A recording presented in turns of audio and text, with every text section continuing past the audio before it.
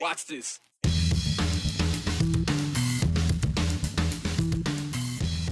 There's not just one, but two bathroom bills making their way through the State House.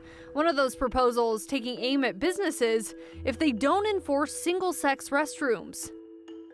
Plus, a conversation between victims' families and the press over the balance of accessing public records. What we want to do is preserve the dignity of somebody who's deceased, right? And the privacy of those who have died. Because they're not here to speak on their own anymore. Parents across the country say the algorithm is pushing kids to the edge, or even past it. Washington lawmakers want to pass similar legislation in Idaho that would protect children from the addictive aspects of big tech platforms.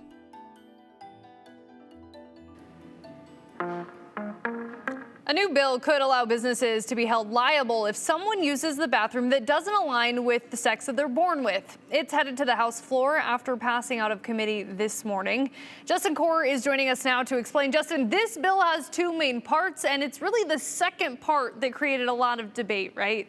Yeah, Hunter, that's right. Now, the first part would require all government buildings separate their restrooms and changing rooms, I'll tuck you over here, by biological sex and require people use the restroom corresponding to that. The Idaho Family Policy Center, a Christian lobbying group, has written and presented similar bills in recent years. They wrote and presented this one as well, but this one is different because of who it holds liable.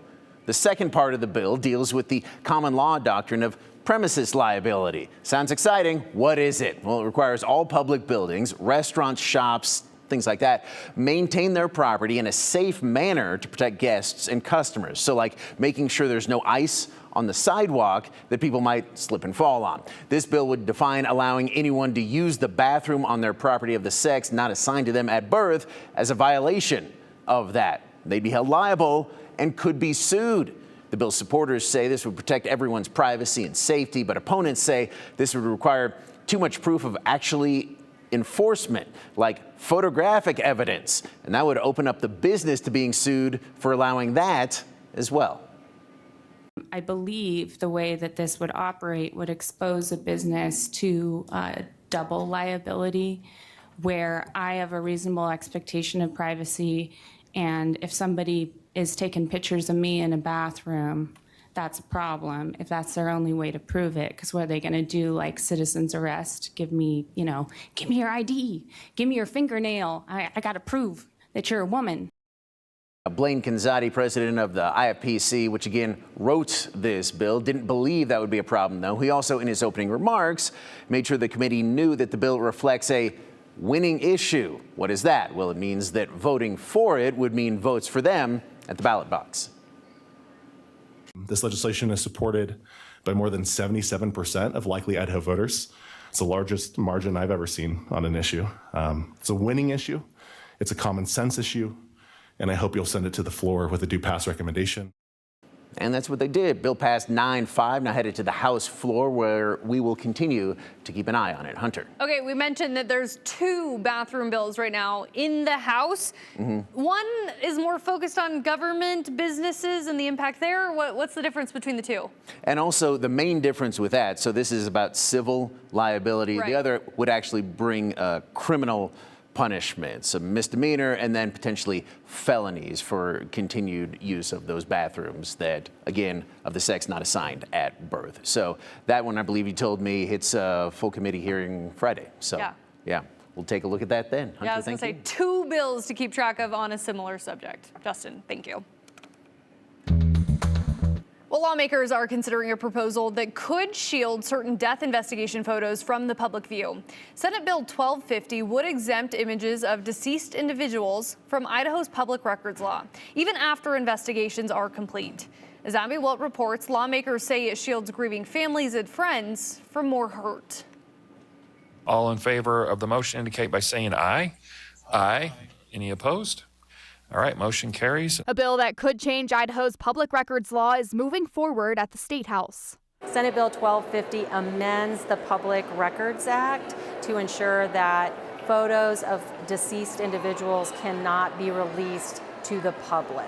The bill's sponsor, Senator Melissa Wintrow, says the proposed law doesn't restrict all crime scene photos, but just prevents deceased bodies from being shown. Currently, there's no specific law that protects those records from being released.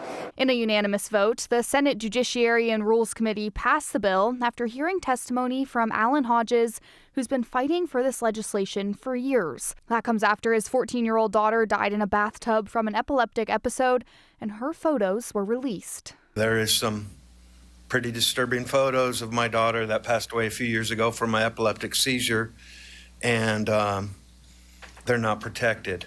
Olivia Gonzalez, sister of Kaylee Gonzalez, who was one of the 4 victims killed in the University of Idaho killings, says seeing her sister's crime scene photos appear on the internet didn't help her family heal. When the first scene photos were released, they were everywhere all at once. Within an hour, they were completely unavoidable. President of the Idaho Press Club, Melissa Davlin, says this bill doesn't prevent the press from doing their job. Typically, if there is a proposal that exempts things from the public record, we take a really close look at it, and we feel like this proposal strikes a really, really good balance. But instead ensures journalists can still provide ethical reporting while ensuring dead bodies are not shown. Is it actually going to advance the conversation about public safety, or how the prosecutors are conducting their investigations and holding public officials accountable, and what's going to cause more harm to the survivors and their families? The only resistance today in the hearing was from those who say the measure should go even further. We don't need to see graphic, exploitive images of somebody who has died. Today at the hearing, a coroner, chief prosecuting attorney, and several family members said it ultimately comes down to protecting victims and ensuring that photos are only released when there's a clear legal purpose. These are one of the things that there's kind of that balance of ensuring that, there's transparency, but also it protects the victims, right? Exactly. And Wintrow actually said there was a first version of this bill that she had introduced, and she said that was actually too restrictive. So after talking with the press and talking with family members, she felt like this was more of a balance to make sure that it is protecting families, but also giving transparency to the public on what exactly happened. Trying to strike a balance is always the biggest goal. All right, Abby, thank you.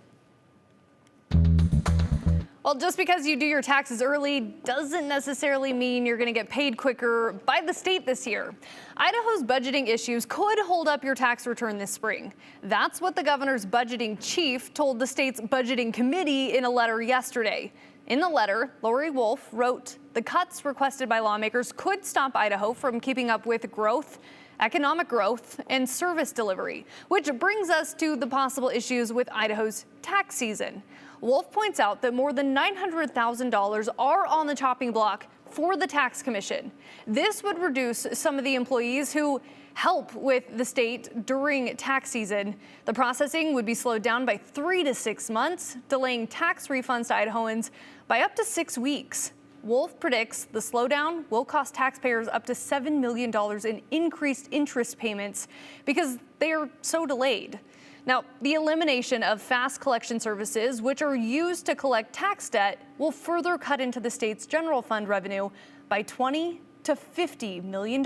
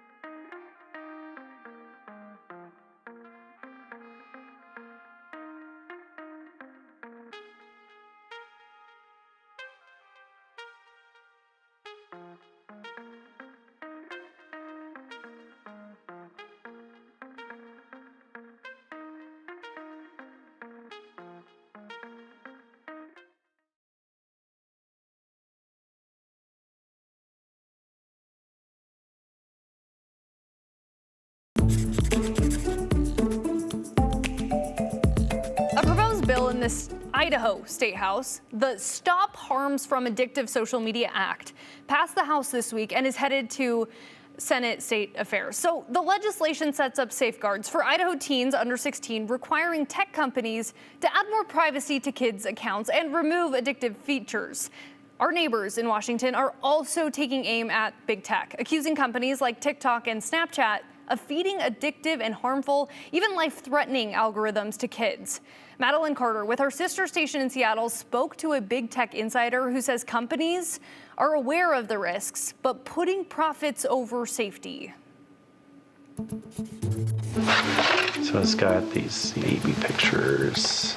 At home in Olympia. Very embarrassing photos of myself. Aaron Ping sifts through snapshots of his best friend. We'd go mountain biking a lot together, hiking, traveling. His son, Avery. All these cute pictures of him and my niece, playing with wooden toys. And, it's not a screen-filled childhood. But then, as a teen, Aaron says the apps on Avery's phone started consuming his life. Snapchat streaks, keeping up with every message, post, and story from friends. His dad says the more he scrolled, the more isolated he felt. It's not really feel-good, happy content. A lot of it's pretty negative. I don't know exactly how to put this into words, but... Aaron says anxiety and depression set in.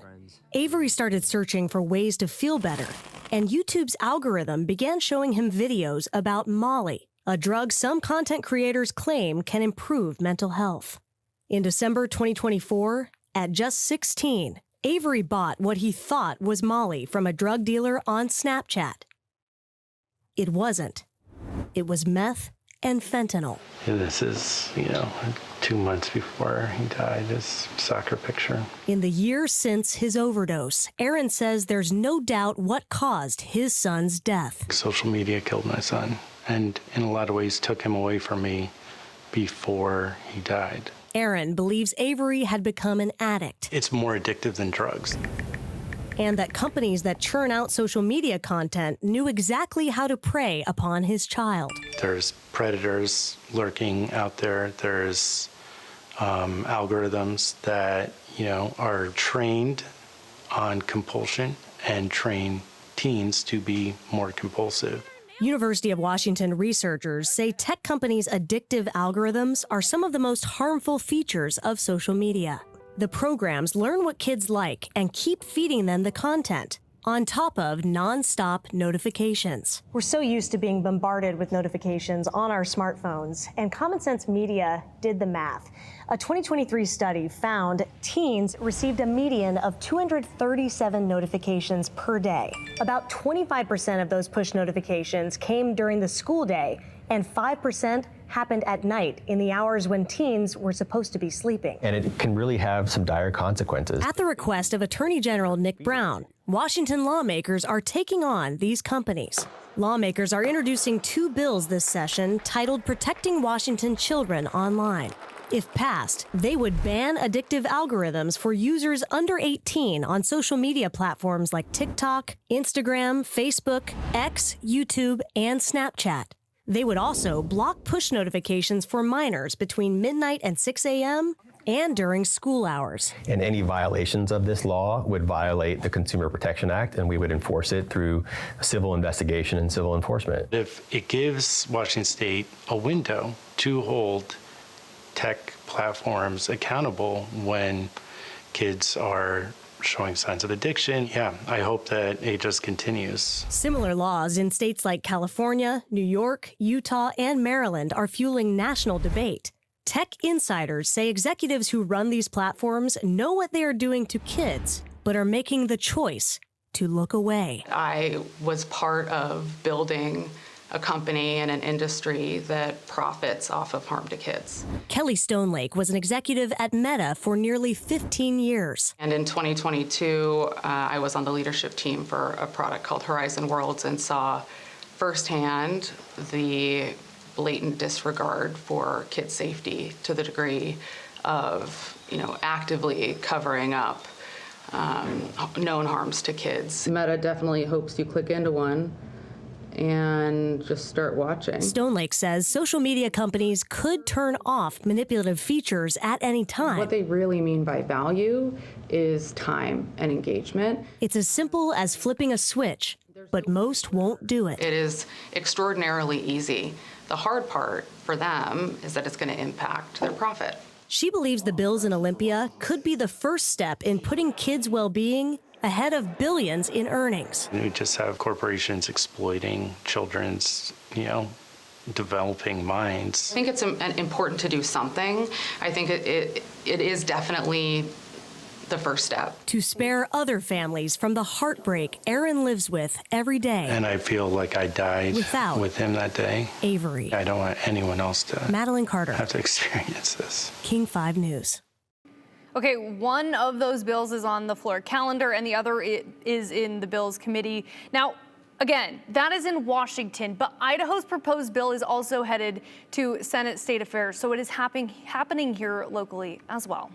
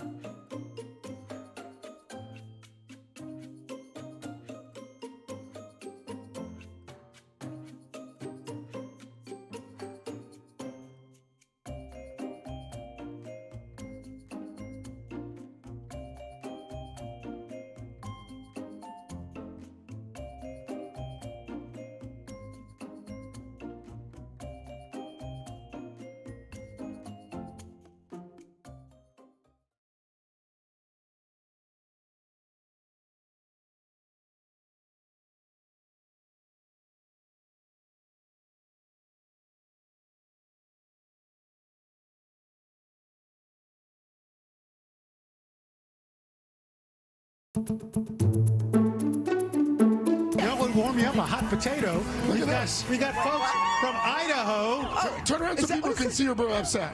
Give us the backstory. Tell them about what's the deal.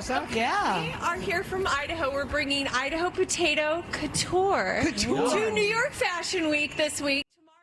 I'm getting so excited. Okay, Idaho Spuds are in the limelight once again at the most prestigious fashion shows in the world. Today, these potato sack dresses and, of course, the suit made their runway debut for New York Fashion Week. Idaho native Cartier Dior Eliason created the Hot Potato Collection as a nod to the ag heritage. The collection may also remind you of an iconic Idaho potato sack dress, of course, once worn by Marilyn Monroe. Well, yesterday morning, One of the looks was previewed on the Today Show on Rockefeller Plaza. The designs aren't just about getting Idaho on the world stage. Right now, all of those looks are up for auction on the Idaho Potato Commission's website. All of the money that is made from those dresses will go to No Kid Hungry. Of course, because this is so Idaho, I will be catching up with the designer after her trip, and we're going to learn more about what inspired her to create this collection. You can watch that right here on the 208 next week.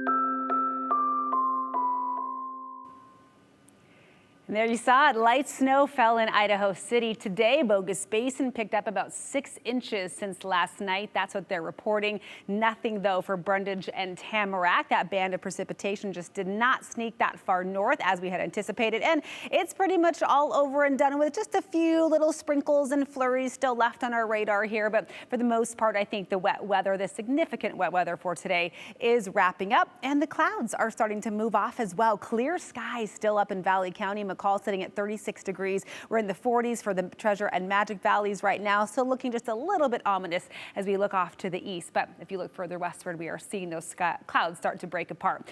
As the skies start to clear, winds remain light tonight. And of course, we have that lower level moisture courtesy of today's precipitation. I am anticipating areas of dense fog overnight, most likely east of Boise. That will be the biggest area for visibility concerns, but we could see some low patchy fog as well across portions of the Treasure Valley. So just something to bear in mind as you wake up early tomorrow. That might slow your commute just a bit. After that, no weather worries for tomorrow. We'll be up near 50 degrees. A gorgeous Thursday coming our way. A mix of sun and clouds overhead. Few stray showers still possible across the higher elevations tomorrow, but for the most part, much drier than today. Temperatures tomorrow morning across the entire region will be just around the freezing mark for most of the Treasure Valley. Mid-30s early on with those foggy conditions in Twin Falls. In the teens for Stanley and McCall, but daytime highs tomorrow will climb into the upper 30s across most of our central mountain locations, even low 40s for Sun Valley and Haley. Right around 50, those highs for the entire Treasure Valley, and just low to mid 40s with mostly cloudy skies in the Magic Valley. So Thursday and Friday trending drier as we have a brief short-lived ridge of high pressure that will move in.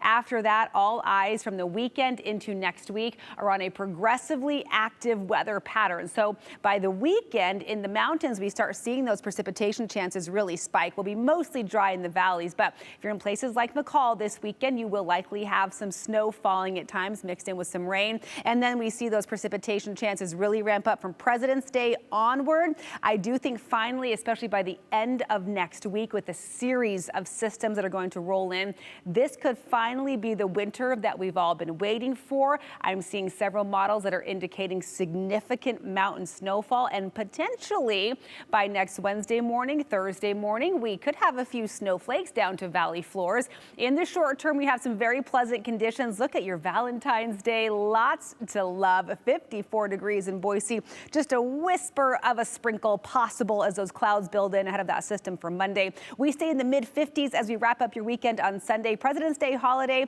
We will have some showers in the mix, most likely later in the day. Temperatures stay in the 50s, though, for that holiday. Then we kick off our shortened work week on Tuesday with a more significant round of rain and snow. By Wednesday morning, it's a possibility we could have some snowflakes in the valley with showers lingering through the end of the work week next week.